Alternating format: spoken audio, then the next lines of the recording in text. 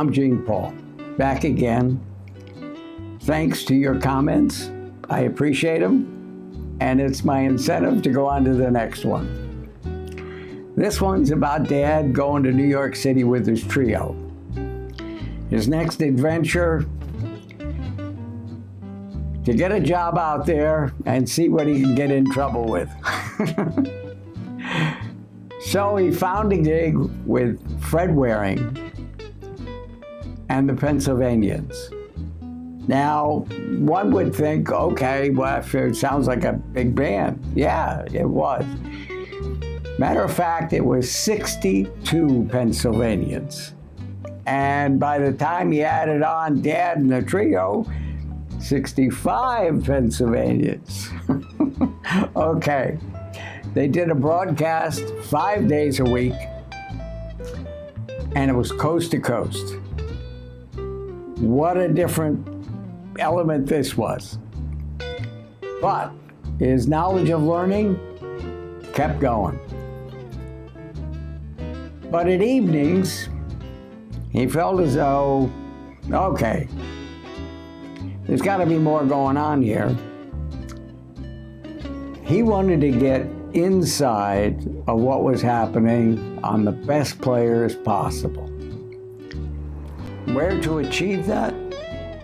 Harlem. Well, he found players up there and went up there to jam every chance he could get. He'd tell a story, and I'd be completely in awe. And the older I got, knew more. I wish I had been born 15 years earlier. Some of the players, Ben Webster, Charlie Christians, Lionel Hampton, Louis Armstrong, Coleman Hawkins, Art Tatum. Wow. To name a few. It was just amazing to hear the stories. One story he was telling, which amazed him. It was about Art Tatum. They were in a club up in Harlem jamming. They were sitting at a table, waiting for their turn. And Art leans over to Dad and he says, "Hey, Les, do me a favor, will you?" So check the piano and find out if there are two keys stuck. And he named the two keys. He thought it was. And Dad smiled, looked at him, and again, Art was blind, which made this story more unbelievable. Anyway, he looks over and sure enough, the two keys he mentioned were the two keys that were stuck. And he let him know. Now, Dad, when he went up on the stand with Art, was moving his chair a little bit so he could watch Art. Because it's one thing to, I mean, it's a big thing to nail the two notes, and it's another thing to deal with them in the heat of battle here. So they're up jamming, and sure enough, Dad sees him run down the piano, and with his other hand, he'd flick the note back up. And he kept this on all night. And finally, the whole band caught on it, and it was just a wonderful, wonderful story. And that's the caliber of guys you were dealing with. A little abnormal, but wow, incredible. Now, within all of this, Dad decides that people who can't make it up to Harlem, can't make it to these clubs to jam, should be hearing this stuff, because Dad was completely knocked over with it and wanted to share it. And his high-tech, crazy world of, "Gee, Ernie, what do you say we make a radio station?" And Ernie's like, you can't do that. He says, sure you can. He says, it'll be a little illegal, but maybe they'll like the music and everything will be fine. Ernie laughing at him. And Ernie's a tired guy. It's enough to get the bass to work. One of those kind of guys. But great, sweetheart, great guys. So Dad goes ahead and puts together a transmitter and some microphones, and they're on the air. Now this is in Queens, New York. So he's got a radio station going. And sure enough, the guys that are in town from all the different bands and musicians come up and jam and hang out.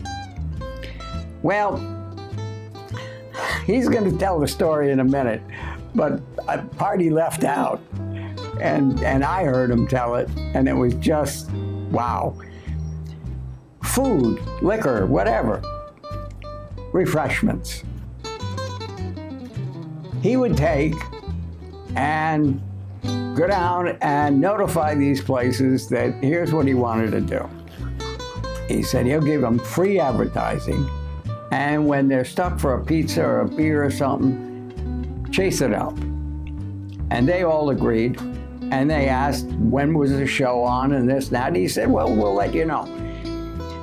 So, needless to say, when the guys were on the radio and they were hinting towards food, on the door, and in they come. Pizza, beer, whatever they wanted.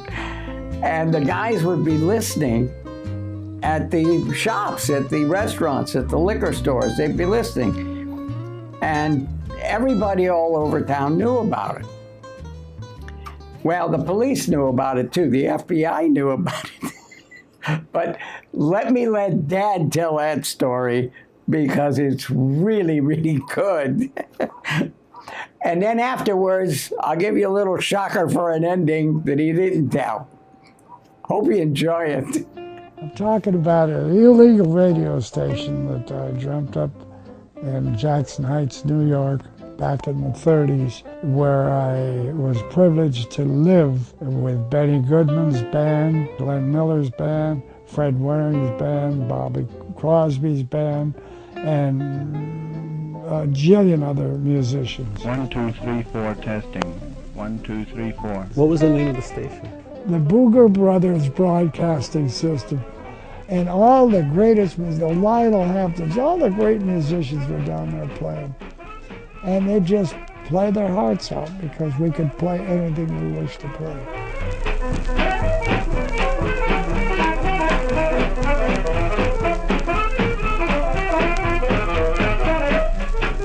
What was funny is that when Bob Crosby's band came to New York, he heard their station, the Booger Brothers, and he says, boy, that's the best station I've ever heard.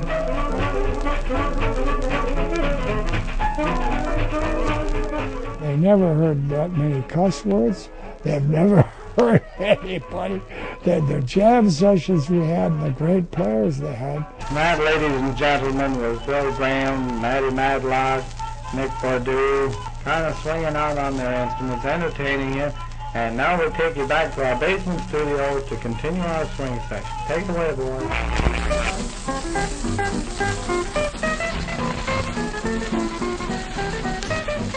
We literally got complaints from the pilots landing at LaGuardia that said they got jazz. They can't land properly with all the jam sessions we're having.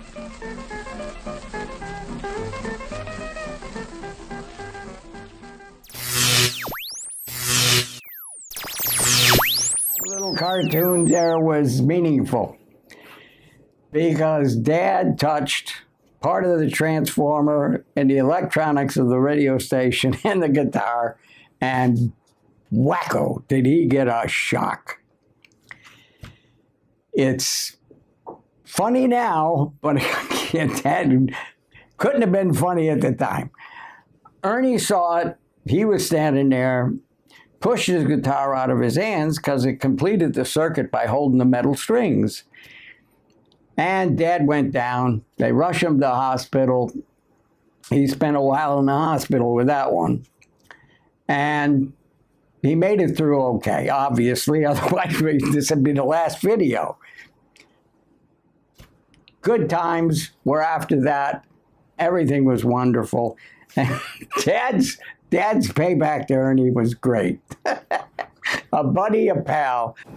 Well, Ernie Newton always was one of those guys that, like I was telling you before, he's all, oh boy, I just don't feel good, and it's, I'm tired, and all of this stuff. So Dad quietly took sand and would put a cupful in his upright bass every night they were jamming. And Ernie couldn't hear it because it was sand at the bottom of the thing, and somehow he'd move his bass slowly or whatever and cramp it up, get the wheel on it and pull it away. And so a week goes by or two, and Ernie comes in, and Ernie, every night's the same thing, but Ernie now is saying, Les, I got a problem. And Dad's looking at him. He says, what's the problem, Ernie? And Ernie says, I'm losing it. He says, it's getting to the point where I can't even carry my bass anymore. I'm so tired. And this goes on for a couple more days. And Ernie says, Les, somebody's going to have to help me with this bass. He says, why? You got too much sand in it? And Ernie looked at him, and he says, you, and they went right off. And Ernie, from then on, was a little cooler. Okay, that's the main one. That's the story. Now, after this, if all goes well, I'll put the next one together, I think. And the next one is about Dad's sound. He wanted a new sound for his recordings. The poor guy couldn't sit still for 10 minutes. So now it's a new sound, and to get the new sound, he had to stop everything like he does, go out to California. He had a garage out there. He took the car out, put a small studio in, and this was his lab for recording, monkeying around. But he got serious now and wanted to create a sound that was different from anybody else. And when the old man put his mind to it, if he couldn't create it, he would find somebody who could. And in this case, he found people to help him put the equipment together, and then he wanted to be alone and just experiment. That's what the next one's about. It led to the multiple, sound on sound. It led to Les and Mary, How High the Moon, Via con Dios, all of these things. And another project he pulled off. That'll be in the next video. Again, thanks for the comments, and hope to see you soon.